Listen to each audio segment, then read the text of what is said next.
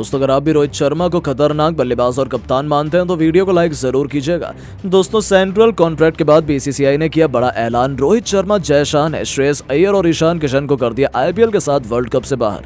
जी हां दोस्तों, central contract के ऐलान होने के तुरंत बाद ऐलान कर दिया। इस बीच रोहित शर्मा और जय शाह ने श्रेयस अय्यर और ईशान किशन को वर्ल्ड कप और आईपीएल से बाहर कर दिया है। इस बीच दोनों को लेकर एक ऐसा बयान कप्तान रोहित शर्मा और बीसीसीआई के सचिव जय शाह ने दिया है, जिसको सुनकर आपका भी पैरों तले जमीन खिसक जाएगी। तो आखिरकार रोहित शर्मा और जय शाह ने ईशान किशन और श्रेयस अय्यर को बाहर करने हेतु क्या कहा, ये तो आपको बताएंगे ही। तो जानने के लिए वीडियो को पूरा एंड तक जरूर देखिएगा। लेकिन उससे पहले आपको क्या लगता है, रोहित शर्मा, ईशान किशन और श्रेयस अय्यर में कौन है महान बल्लेबाज? अपनी राय नीचे कमेंट बॉक्स में जरूर दें। दोस्तों, जैसा कि आपको पता है, बीसीसीआई ने हाल ही में सेंट्रल कॉन्ट्रैक्ट का ऐलान कर दिया है। इस दौरान बीसीसीआई ने कुछ हैरान कर देने वाले फैसले लिए हैं। दरअसल बीसीसीआई ने भारतीय टीम के दो दिग्गज खिलाड़ी श्रेयस अय्यर और ईशान किशन दोनों का सेंट्रल कॉन्ट्रैक्ट इस बार रद्द कर दिया है, क्योंकि इन दोनों खिलाड़ियों पर आरोप है कि दोनों ने अंतर्राष्ट्रीय क्रिकेट से बाहर होने के बाद घरेलू क्रिकेट खेलने के बजाय आईपीएल को तवज्जो देकर बाहर बैठने का फैसला किया है, जिससे अब बीसीसीआई नाराज हो गया और इसी वजह से बीसीसीआई ने दोनों को सेंट्रल कॉन्ट्रैक्ट से बाहर कर दिया है।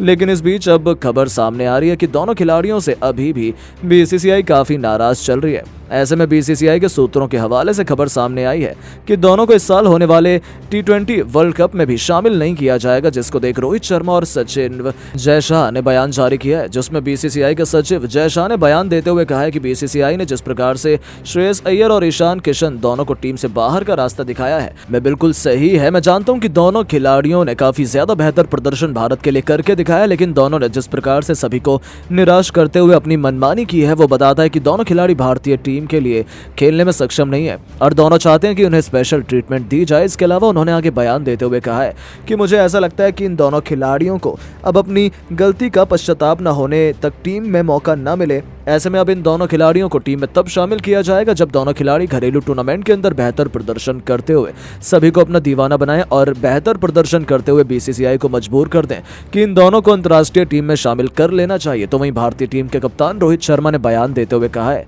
कि ईशान किशन और श्रेयस अय्यर भारतीय टीम के दो ऐसे खिलाड़ी हैं जिन्होंने भारतीय टीम के लिए काफी ज्यादा बेहतर प्रदर्शन किया है। दोनों खिलाड़ियों ने काफी ज्यादा बेहतर प्रदर्शन करते हुए सभी को प्रभावित किया था, लेकिन जिस प्रकार से दोनों ने बीसीसीआई के आदेश का पालन न करते हुए सभी को निराश किया है, वो बताता है कि इन दोनों खिलाड़ियों के लिए अंतर्राष्ट्रीय क्रिकेट से ज्यादा उनका ईगो है और अब इन्हें क्रिकेट के अंदर अपने हिसाब से खेलने का मौका चाहिए। इसके अलावा उन्होंने आगे बयान देते हुए कहा है कि इन्होंने रणजी टूर्नामेंट को तवज्जो न देते हुए आईपीएल पर ध्यान दिया है, तो वहीं बिल्कुल गलत है। मेरा मानना है कि अब इन दोनों को उनकी सजा मिलनी चाहिए और अब दोनों को आईपीएल के साथ T20 वर्ल्ड कप के सिलेक्शन से बाहर कर देना चाहिए, जिसके चलते आने वाले खिलाड़ियों को भी काफी ज्यादा सबक इस घटना से मिले।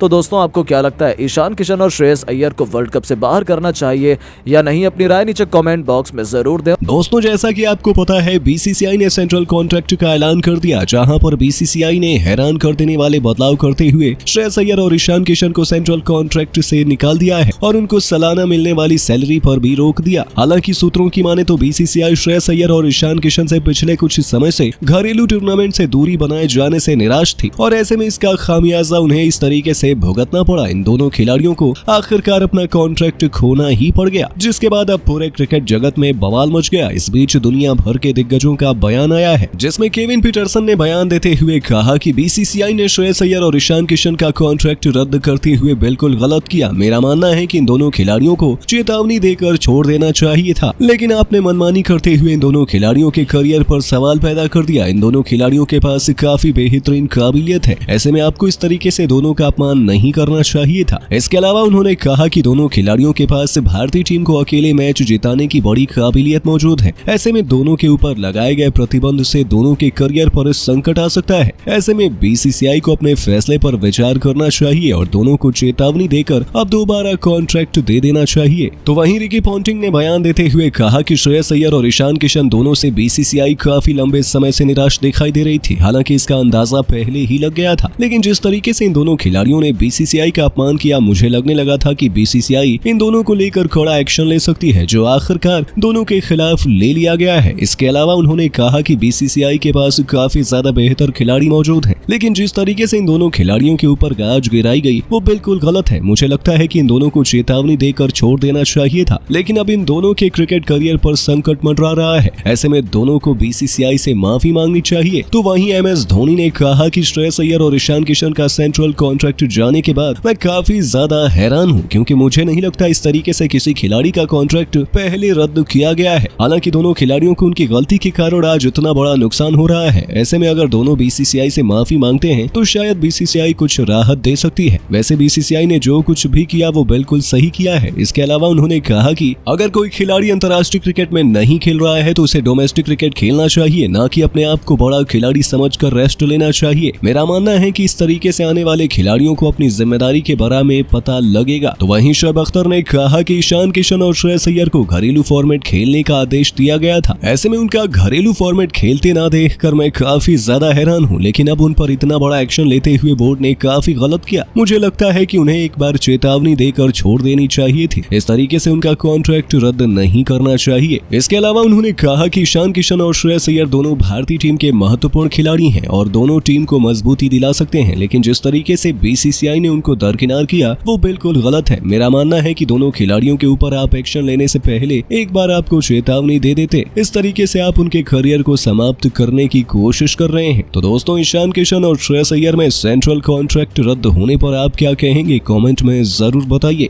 तो चलिए दोस्तों, वीडियो को शुरू करते हैं और देखते हैं कि दुनिया की सबसे अमीर क्रिकेट बोर्ड बीसीसीआई अपने खिलाड़ियों को कितने रुपए देती है। इस लिस्ट में हम आपको आज पूरी डिटेल दिखाएंगे। तो सबसे पहले हम शुरुआत करेंगे ग्रेड सी से। तो ग्रेड सी में जो खिलाड़ी होते हैं उनकी सैलरी 1 करोड़ रुपए एक साल में होती है, यानी कि जो भी खिलाड़ी ग्रेड सी में है उन्हें साल भर खेले या ना खेले उन्हें 1 करोड़ रुपए दिए जाएंगे। और स्पेशल बात, कॉन्ट्रैक्ट में उन्हीं खिलाड़ियों की जगह दी गई है जिन्होंने भारत के लिए कम से कम 3 टेस्ट मैच या फिर 8 वनडे या फिर 10 टी20 इंटरनेशनल मैच खेले हैं। इस ग्रेड में इस बार बीसीसीआई ने कुल 15 खिलाड़ियों को शामिल किया है। तो चलिए अब हम आपको बताते हैं ग्रेड सी में इस बार कौन कौन से खिलाड़ी चुने गए हैं। तो ग्रेड सी में जहां अपनी दमदार परफॉर्मेंस के दम पर रिंकू सिंह और तिलक वर्मा शामिल हो चुके हैं, जिन्हें उनकी लगातार बेहतरीन परफॉर्मेंस का इनाम दिया गया है। तो वहीं उनके अलावा ऋतुराज गायकवाड़ भी सूची में शामिल हैं। शार्दुल ठाकुर तो पहले से इस लिस्ट में थे। वहीं शिवम दुबे का भी प्रमोशन हमें देखने को मिला है। उनके अलावा रवि बिश्नोई और जितेश शर्मा जैसे युवा खिलाड़ी भी बीसीसीआई से कॉन्ट्रैक्ट पाने में सफल हुए हैं।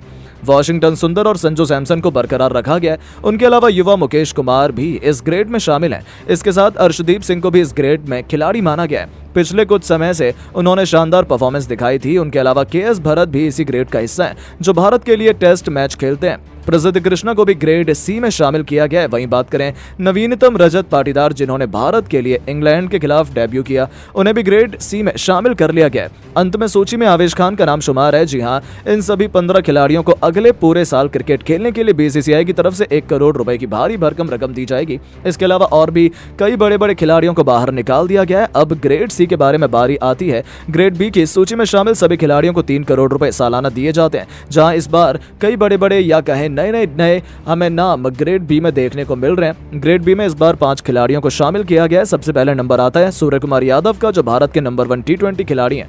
ऐसे में उन्हें 3 करोड़ देना कहीं ना कहीं उनके साथ नाइंसाफी है। तो वहीं उनके साथ साथ इस सूची में ऋषभ पंत, जो पिछले 1 साल में क्रिकेट नहीं खेले हैं रोड एक्सीडेंट के चलते, उन्हें भी ग्रेड ए से डिमोट कर ग्रेड बी में शिफ्ट कर दिया गया है। तो वहीं इंग्लैंड के खिलाफ लगातार 2 दोहरे शतक जड़कर यशस्वी जायसवाल बीसीसीआई से सेंट्रल कॉन्ट्रैक्ट पाने में सफल हो गए, जहां उन्हें ग्रेड बी में भी शामिल किया गया और उनकी मेहनत का आखिरकार फल उन्हें मिला। उनके अलावा 2 बेहतरीन गेंदबाज अक्षर पटेल और कुलदीप यादव भी ग्रेड बी में शामिल हैं। ग्रेड बी की लिस्ट यहीं पर समाप्त होती है, जहां ये 5 खिलाड़ी अगले 1 साल तक 3 करोड़ रुपए पाने वाले हैं। वहीं अब बारी आती है ग्रेड ए की, जिसमें शामिल खिलाड़ियों को 5 करोड़ रुपए बीसीसीआई की तरफ से दिए जाते हैं।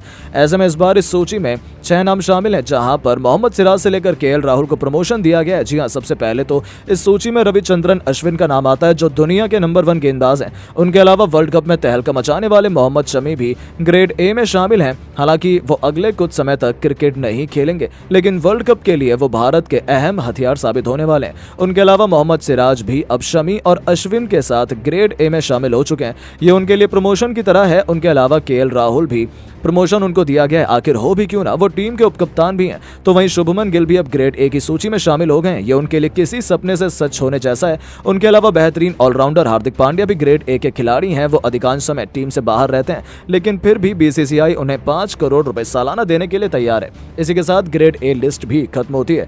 इसके बाद अब बारी आती है ग्रेड ए प्लस की, जिसमें शामिल खिलाड़ियों की सबसे अधिक 7 करोड़ रुपए सालाना दिए जाते हैं। इसमें चुनिंदा सिर्फ 4 खिलाड़ी हैं जो ग्रेड ए प्लस में शामिल किए गए हैं। सबसे पहले तो भारतीय कप्तान रोहित शर्मा का नाम आता है, जिन्हें 7 करोड़ रुपए देना तो बनता है। उनके अलावा विराट कोहली भी सूची में शामिल है।